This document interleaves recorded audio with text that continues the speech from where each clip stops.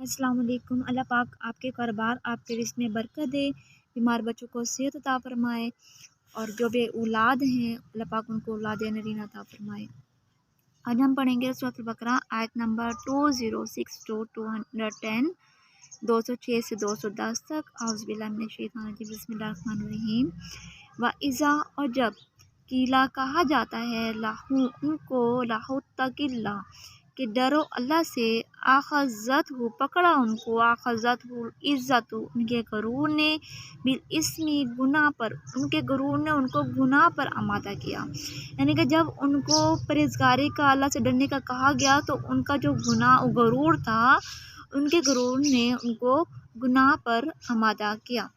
فحسبہ، پس کافی ہے ان کو جہنم، تو ایسے لوگوں کو جہنم کافی ہے، جہنم ہے ایسے لوگوں کے لیے۔ وَلَبِئْسَ الْمِہَادُ، اور برا ٹھکانہ ہے، میہاد ٹھکانہ۔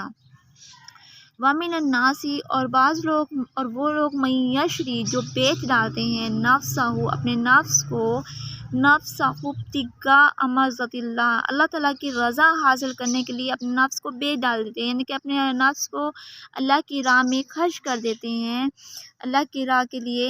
تو واللہ، اللہ رؤوف بالعباد، اللہ تعالیٰ اپنے بندوں پر مہربان ہے۔ یا ایھا الذین آمنوا، اے ایمان والو، یا ایھا الذین آمنوا ادخلوا، داخل ہو جاؤ، فی سلم اسلام میں، کافۃ پورے اسلام میں پورے داخل ہو جاؤ۔ ولا تتبعوا، اور مت اتباع کرو، مت پیروی کرو، خطوات شیطان کے خواہشات کی مت پیروی کرو، خطوات خواہشات۔ انہ، بے شک، لکم تمہارا وہ عدو مبین، کھلا دشمن ہے، یعنی کہ وہ تمہارا کھلا دشمن ہے، اس نے واضح طور پر بتا دیا ہوا ہے۔